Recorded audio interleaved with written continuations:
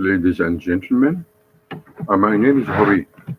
I used to work as an Egyptologist. I live in Egypt, uh, nearby the Great Pyramid of Giza.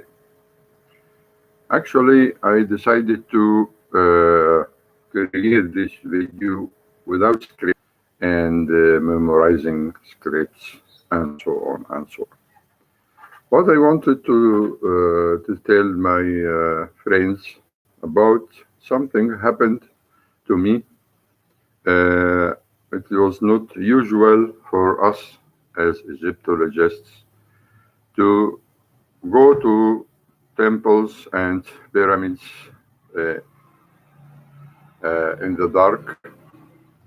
It wasn't usual, or excuse me for my poor English, but it happened that USA, Holland, Dutch.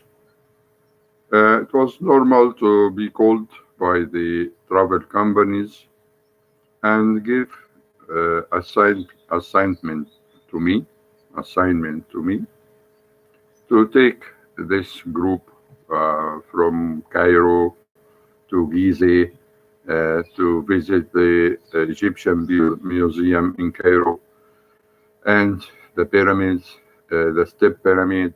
Uh, Sometimes we travel to Upper Egypt to visit the temples, the great temples of Al-Karnak, Abu Simbel, the temples of Nefertari and Nefertiti, um, and I don't know if you happen to visit Egypt and visit all these temples alongside the Nile, find the Great Dam in Aswan. Usually we meet our guests or our friends or tourists by the big buses or small buses from their hotels where they sleep for a night, or Cairo, visiting the Citadel of Cairo, the Egyptian Museum, the pyramids, Khan el-Khalili, and we end our tours in the Sphinx in Giza, the pyramids, Saqqara, the Step Pyramid. This is done all in the day, not in the night. Never at the night or in the night. After that, we go to Upper Egypt, to Luxor, by train sometimes, or by bus sometimes, and flying from Cairo most of the time to Luxor. And from Luxor, we take the boat in the Nile, and we live, we sleep in the boat, and we start to go out from the boat to visit Al-Karnak temple, Luxor temple, and this is in the east of Luxor. And west of Luxor, we go by boat or by bus. So we visit there the Valley of the Kings, the Valley of the Queens, and we come back. So we have very big options in Luxor, east and west, to visit. But we are responsible for the whole group to perform the that we like, but we have to do what the travel company asked us to do. What happened here, and what I wanted to tell you here, it is a very amazing story, and I think there is no one on earth went through this story that I am going to tell you. So in bad times for the travel in Egypt, for tourism in Egypt, it happened that in 1979, I don't remember exactly, some of our tourists shot in the east side of Luxor. Then all the travel bureaus and companies canceled all the programs, and we stayed at home workless. It happened that one of the companies called me and saying, "Hobby, we need you to guide our guests." I said, "Okay." So, which hotel they live in, and so I can go in the morning and collect them from this hotel. They said, "No, you don't have to go to the hotel. You have nothing to do with hotels. So, what do you want?" So they say, "Hobby, we want you to go to the pyramid. You will meet them in front of the Great Pyramid of Giza." Okay, so instead of going to the hotel, it's easy for me to go to the plateau of Giza to collect the people from there, and that is easy for me. So I said, okay, so we meet there in front of the Great Pyramid 7 o'clock in the morning, tomorrow. So that, Hobby, we don't want you to go in the morning, tomorrow in the morning. So I said, okay, uh, middle of the day. They said no.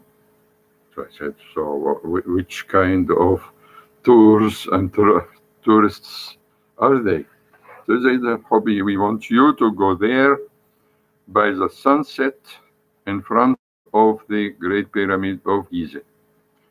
So I thought they want to make a barbecue, they will sing, they will dance, they will do something like this because in the night, the sunset, and that is not the night, what we're going to do in this place? It is forbidden to go there in the night by the police. The police, tourist police, forbid that, and nobody can do that. Without arguing too much, I said, okay. So I went home, and before sunset, where a group of tourists, they will come here, and they know my name. The travel company gave them my name. Okay, then I went up in front of the Great Pyramid while the sun almost, yeah, set outside. So I met the tour leader. I saw a group of something like 30 persons with a group with a leader, and they were American, and they dressed all of them in white gown. So I said, what is this strange strange people? I said, okay. So I started to tell them the story of the Great Pyramid and the history of the plateau. So the tour leader shut me down. Said, we don't want to hear anything, just follow me. I said, follow you where? So I thought we will go around the pyramid and so on. And she will tell her people the story of the plateau, and they don't want me to tell them this because, everybody knows a lot of the history of this place. So for me, it is strange. They started to climb the stairs of the Great Pyramid of Giza, and the rest of the group followed her, and of course me. I followed her too. What a naive person I was, or was I? So I followed her, and the rest of the group followed her. And for my surprise, the guard of the door of the Great Pyramid was waiting for us. I said, maybe they want to see the Great Pyramid from inside. with the lamps, the light, uh, the normal electric light. And I said, okay, no problem. We go inside the Great Pyramid and show them the how Cheops. And once we stepped inside the Great Pyramid, she asked the guard to close the door of the pyramid. I said, what a crazy woman was she? Said, close the door. So I didn't understand.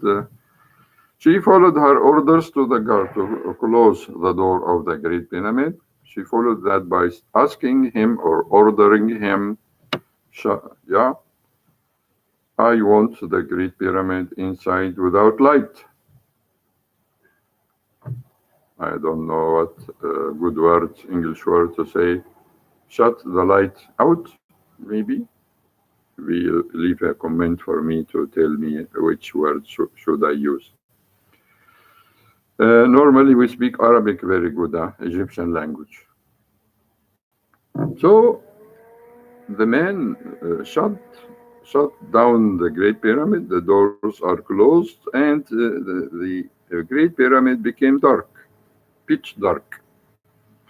Then she lit a candle, and she asked us to take off our shoes and go down to the tomb under the Great Pyramid. It is 60 meters under the ground. So everybody did. We took off our shoes and we went down on the stairs. It is very difficult work to do that, but one day maybe you come and show you. I will show you. So we went down in the darkness with the light of the candle, her candle, and we got inside the tomb, inside at the end of the stairs. We went inside and we sat in a circle, hand in hand, and she shut the candle out. So we were in the darkness, totally, fully, and she started to tell them to do as she was doing. Then she started to call Osiris. They started to follow her, shouting, Osiris, Horus, Isis, Isis, Horus.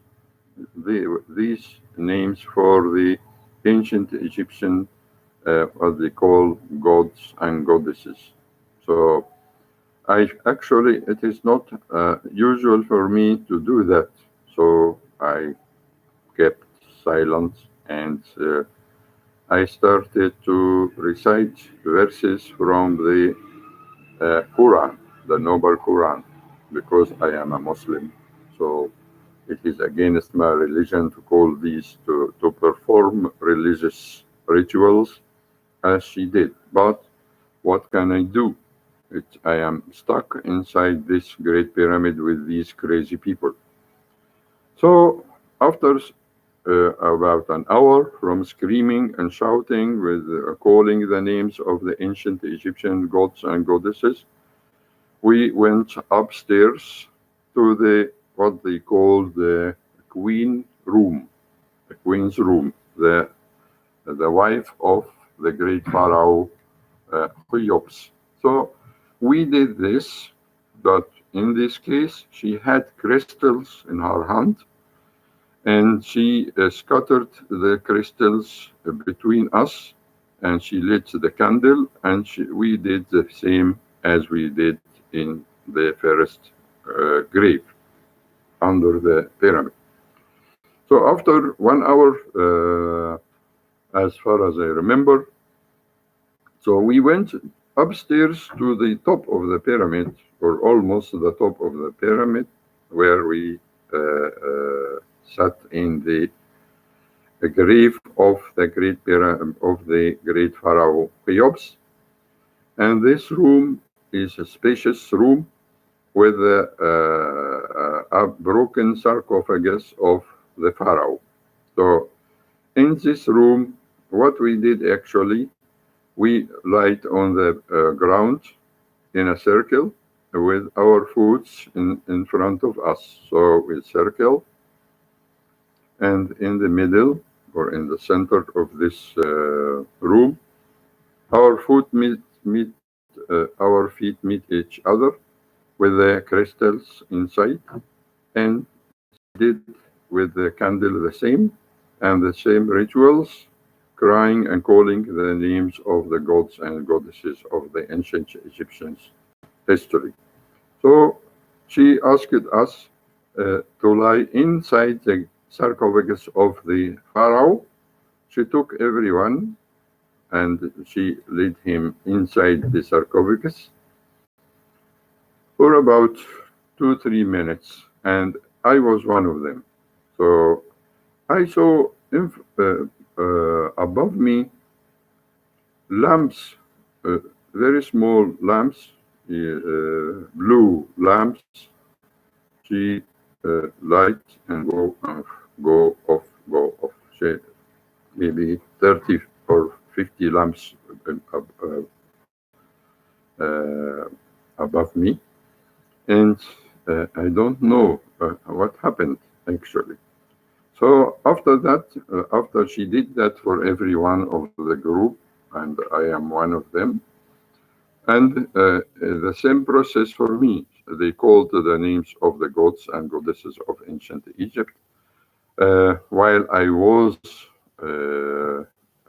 secretly uh, saying the verses of the Quran. See, she didn't hear me because of the noise of the other people calling the gods and the goddesses.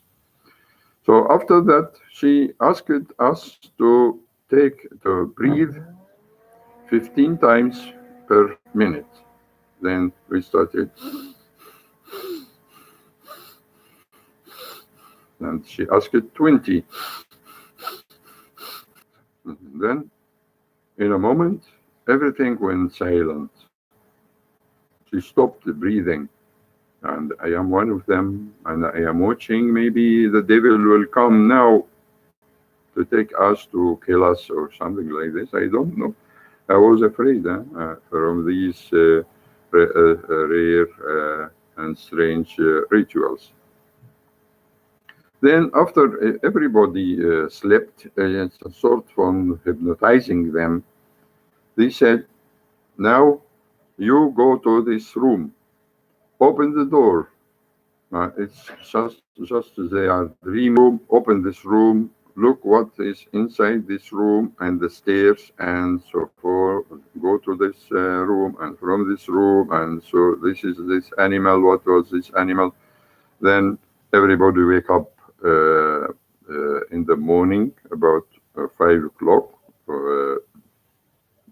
or 6 o'clock, something like this. The light came and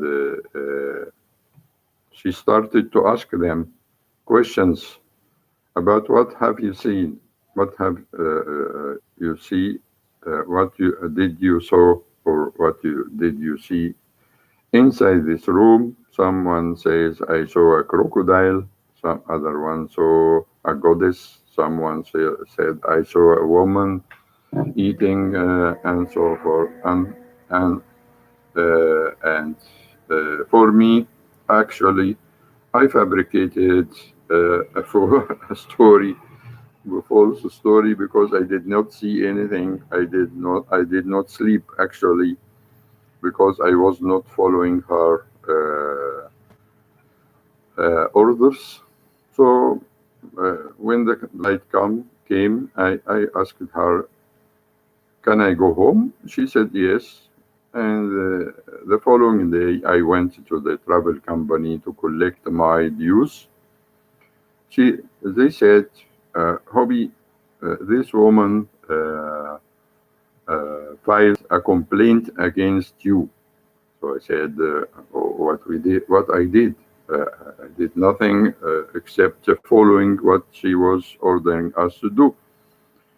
So they said, "Okay, here is the report. Read it."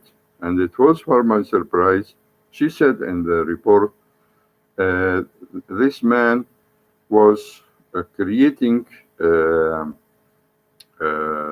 powerful rays corrupted my rituals. So I don't want him anymore in my next visits to Egypt.